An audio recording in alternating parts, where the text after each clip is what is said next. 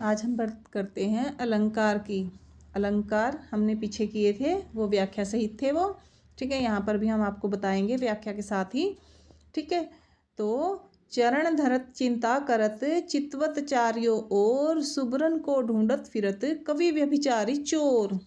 उपयुक्त दोहे में कौन सा अलंकार है?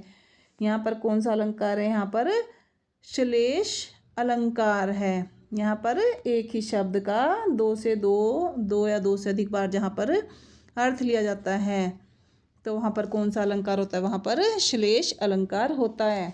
ठीक है, दूसरा प्रश्न है हमारा, जहाँ किसी वस्तु का लोक सीमा से इतना बढ़ चढ़कर बढ़ाकर वर्णन किया जाता है वहाँ पर कि संभव हो, तो वहाँ पर कौन सा अलंकार होता है? वहाँ पर अतिशयोक्ति अलंकार हुआ। इधर वो है ना, इसमें एक इसका एग्जाम्पल बहुत हैं, तो जैसे कि वो इधर जो क्या बोलते हैं उसका, कि गांडीव से जो धनुष निकला भी नहीं था, उधर जयद्रथ का सर जो है धड़ से अलग हो गया, तो वहाँ पर अतिशयोक्ति अलंकार है। हाँ, वो वाला है, मेरे को ध्यान आया।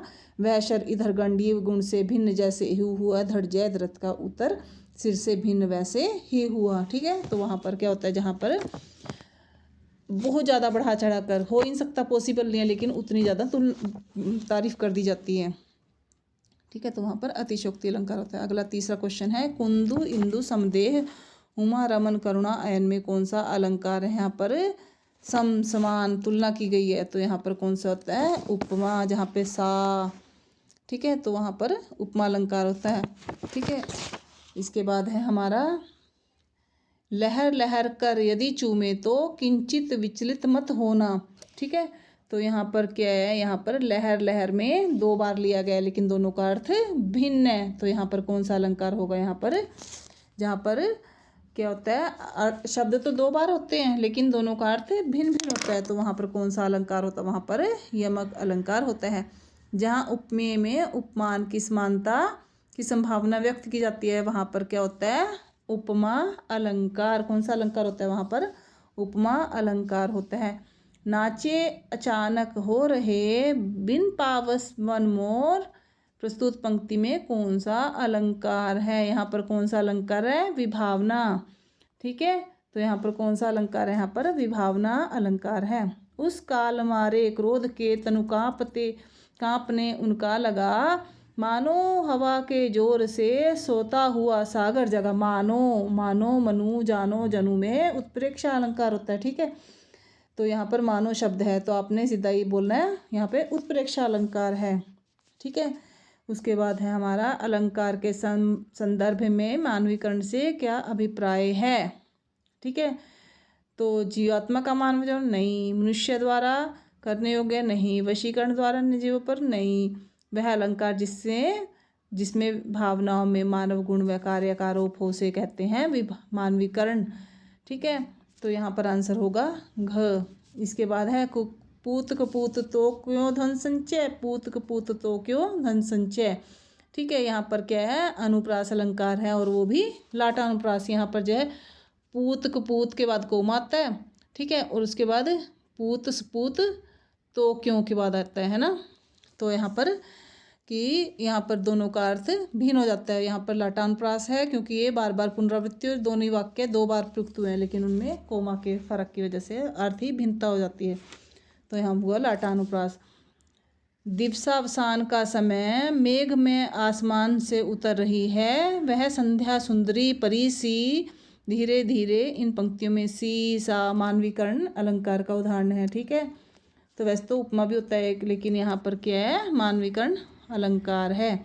इसके बाद है, निम्नलिखित विकल्पों में से शब्दालंकार को चिन्हित कीजिए। शब्दालंकार हमने बताए थे आपको चार ही होते हैं। ठीक है, यमक, उत्प्रेक्षा नहीं, यमक, श्लेष, अनुप्रास और कौन सा होता है? वक्रोक्ति। ठीक है, ये हमारे चार अलंकार हैं, तो बाकी ठीक है, तो यहाँ पर यमक है, रूपक, व्यतिरेक, प्रतीप ये नहीं है हमारे शब्द अलंकार में, चार होते हैं, तो यमक है उसमें।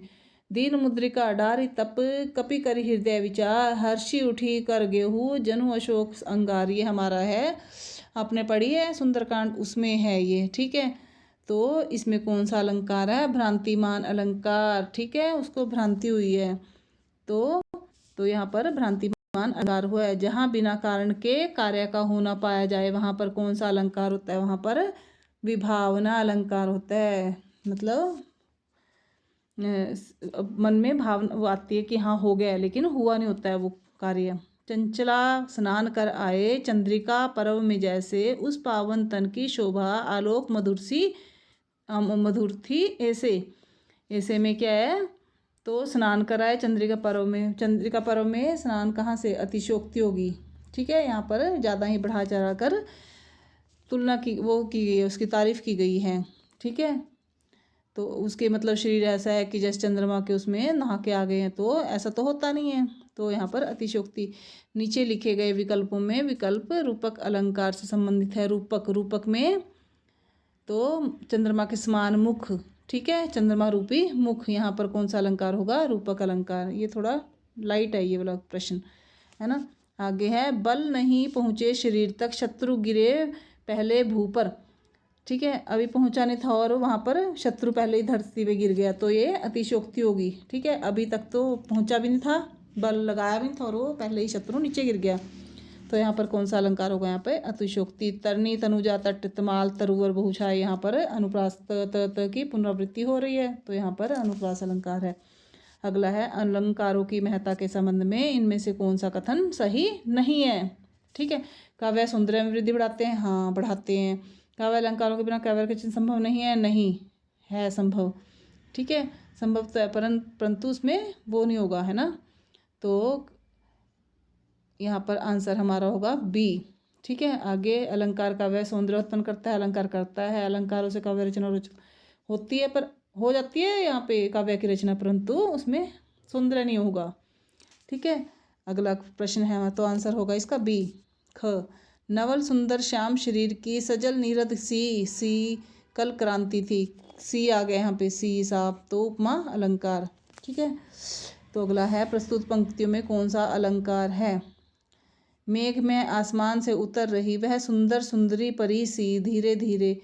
ठीक है, यहाँ पर कौन सा अलंकार हो गया? यहाँ पे मानवीकरण अलंकार हो गया। वैसे तो सी भी है यहाँ पर उपमा नहीं है, यहाँ पे मानवीकरण अलंकार है।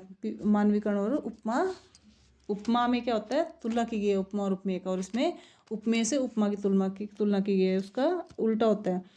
अगला है हमारा, पीपर पात सरिस मंडोला प्रस्तुत पंक्तियों में, है ना, कौन सा अलंकार है? उपमा की पीपर पात सरिस के समान जो मंडोला, तो उपमा अलंकार है यहाँ पे। अधो जोग हम नाही, इसमें कौन सा अलंकार है? इसमें यमक अलंकार है। यमक अलंकार में क्या होता है? एक ही शब्द एक बार प्रयुक्त होता है और अर्थ दो बार लिया जाता है उसका। ठीक है, तो यहाँ पर होगा यमक अलंकार। नहीं, दो बार होता है अर्थ, और दो बार शब्द होगा, दोनों बार ये अर्थ अलग होगा। ठीक है, अगला है, सिर झुका तूने नियति की मान ली है बात, स्वयं ही मुरझा गया तेरा हृदय जलजाल। प्रस्तुत पंक्ति में कौन सा अलंकार है? यहाँ पर रूपक अलंकार है। यहाँ पे तुलना की गई है रूप की, है ना। मैं जो कहा रघुबीर कृपाला, बंधु ने होई मोर यह काला। इस उदाहरण में कौन सा अलंकार है? इसमें अपनुति अलंकार है। फूले का सकल मही छाई, जनु बरसा ऋतु प्रकट बुढ़ाई। ये कौन सा अलंकार है? यहाँ पर उत्प्रेक्षा अलंकार है। अगला है, किस पंक्ति में अपनुति अलंकार है? ठीक है, कहाँ पर है ये? यह चंद्रमुख नहीं मुख है, चंद्र नहीं मुख है, तो यहाँ पर अपनुति, यहाँ पर निषेध किया गया है। ठीक है, अपनुति अलंकार कहाँ होता है? जहाँ पर निषेध किया गया है। देखो पीछे हमने किया था ना, मैं जो कहा रघुबीर कृपाला, बंधु न होई मोर यह काला, नहीं।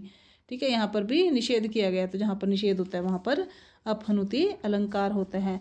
मुख बाल रविसम लाल होकर ज्वाल सबोधित हुआ, पंक्तियों में कौन सा अलंकार होगा? सा, तो कौन सा है? उपमा। जहाँ उपमेय का निषेध करके उपमान का आरोप किया जाता है वहाँ पर क्या होता है? अनुप्रति, मतलब निषेध। देखो निषेध है यहाँ पे, नकार दिया जाता है, वहाँ पे अपनुति अलंकार होता है। अगला है, दृष्टांत अलंकार यहाँ होता है। दृष्टांत अलंकार उपमेय उपमान किस में नहीं, उपमेय के रूप में कही बात उपमान में भी हो। ठीक है, तो ये आंसर हमारा बी होगा। ठीक है, आगे नहीं है इसमें, आगे है, जहाँ एक व्यंजन की आवृत्ति अनेक बार हो वहाँ पर कौन सा होता है? व्यंजन की आवृत्ति होती है वहाँ पर वृत्तानुप्रास, और जहाँ पर पूरा शब्द या वाक्य ही दोहरा दिया जाए वहाँ पर लाटानुप्रास होता है। तो वृत्तानुप्रास मतलब जहाँ पर व्यंजनों की आवृत्ति बार बार होती है। तो इस प्रकार आज हमने कुछ प्रश्न हल किए हैं अलंकार से संबंधित। आपको अगर ये अच्छे लगे हों तो आप मेरे चैनल को सब्सक्राइब करें और यहाँ पर लाइक करें। धन्यवाद।